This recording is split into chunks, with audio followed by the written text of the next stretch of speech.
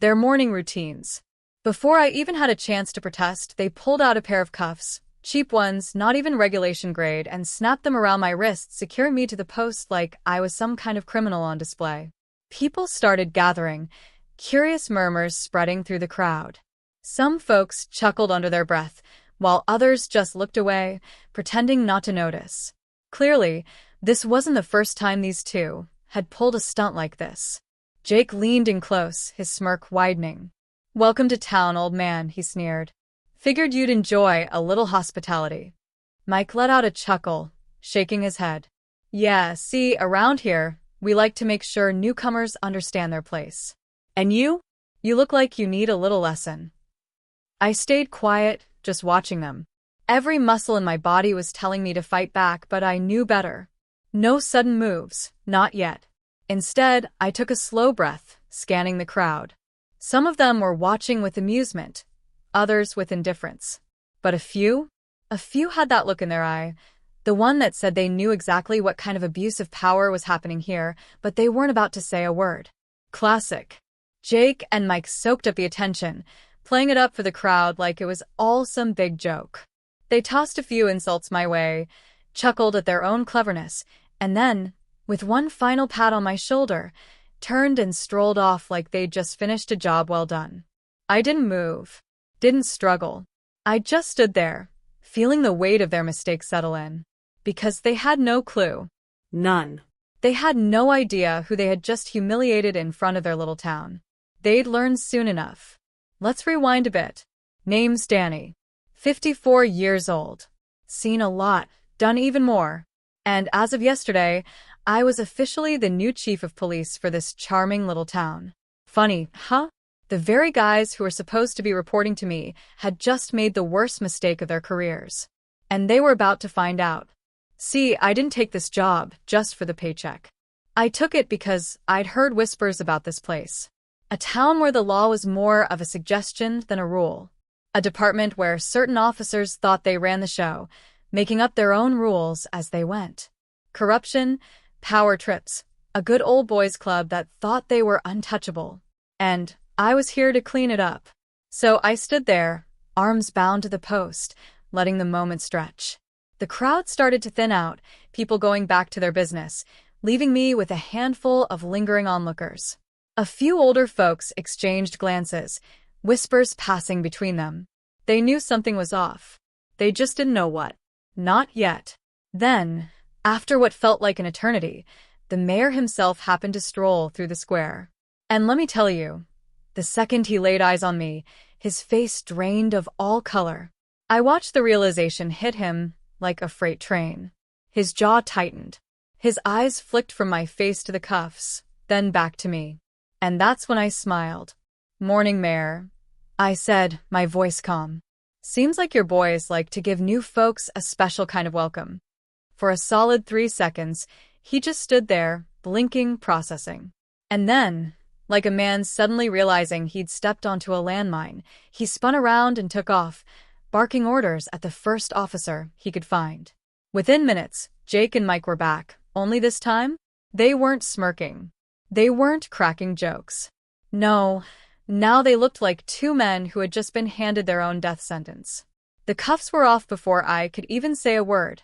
Jake stammered out some pathetic excuse, something about a misunderstanding, but I didn't bother acknowledging it. Instead, I just rolled my shoulders, flexing my wrists, and took a slow step forward. "You boys," I said, my voice steady, "are in for one hell of a week. Because starting today, this town was going to change. Whether they liked it or not. Happening." The reality of the mess they'd created was finally sinking in, and for the first time, they weren't laughing. I took a slow step forward, letting the weight of the moment settle over them. "Let's go over a few things, shall we?" My tone was casual, but every word was sharp as a blade. "You see, I came to this town for one reason, to lead this department, to clean up the kind of nonsense you two seem to think is just another day on the job." Jake swallowed hard, his usual cocky smirk nowhere to be seen. Mike shifted uncomfortably, hands twitching at his sides like he wanted to bolt but knew better. I continued, pacing slowly in front of them. Now, normally, I'd give new officers a chance to prove themselves, to show they understand what it means to wear this badge with honor. I stopped, locking eyes with each of them. But you too? You threw that chance out the window the second you decided to use your authority as a joke. A heavy silence hung in the air. Officers who had been lingering around the station, pretending not to eavesdrop, were now openly watching. The whispers had already started spreading.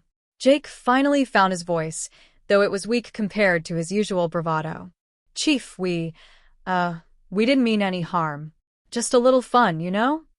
I let out a slow, deliberate breath, shaking my head. Fun, I echoed. That fun turned this department into a national joke overnight. That fun dragged this town into the spotlight for all the wrong reasons. And that fun, I leaned in slightly, lowering my voice, just cost you both your badges. Mike's mouth opened like he wanted to argue, but I held up a hand, cutting him off. Save it.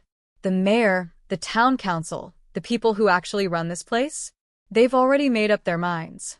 And so have I. Jake's face turned red, whether from anger or humiliation. I didn't care. Mike just stood there, shoulders slumping as the reality hit him like a truck. They had been so sure they were untouchable, so sure that their little games would never have consequences. But today was different.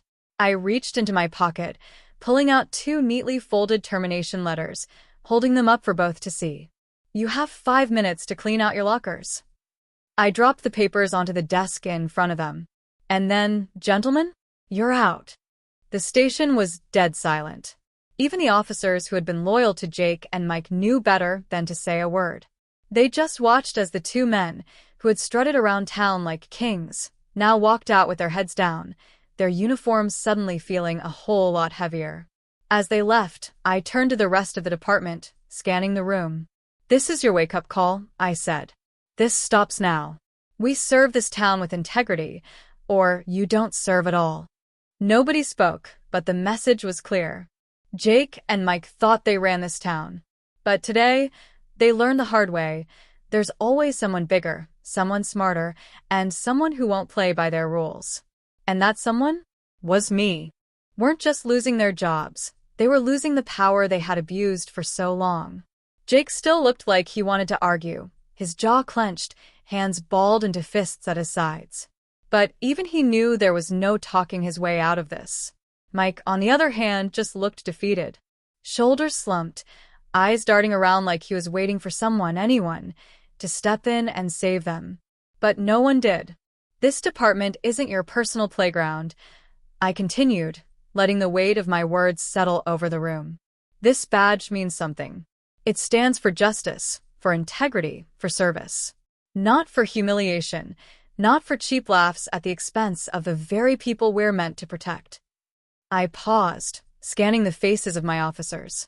Some looked ashamed, others relieved, like they'd been waiting for someone to finally put an end to this.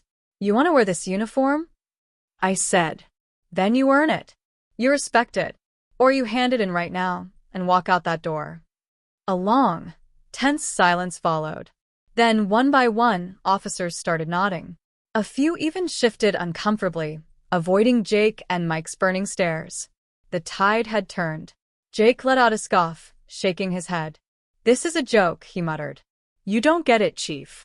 This town, I cut in sharply, deserves better than you.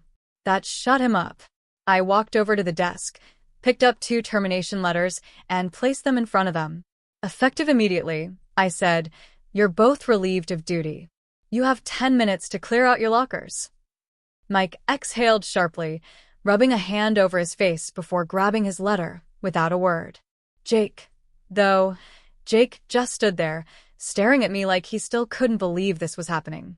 You don't get to do this, he finally snapped. I tilted my head. I already did. And with that, it was over. Jake and Mike stormed out, their careers in ruins, their reputations shattered. And as the door swung shut behind them, a strange feeling settled over the room. Relief. Like the weight of their presence had been suffocating everyone, and now, finally, people could breathe again. The town's trust in the department wouldn't be rebuilt overnight, I knew that. But this was the first step. As I looked around the room, I made one final statement. This isn't just about two bad cops, I said. This is about all of us. We either do this the right way or we don't do it at all. And from that moment on, things were never the same again.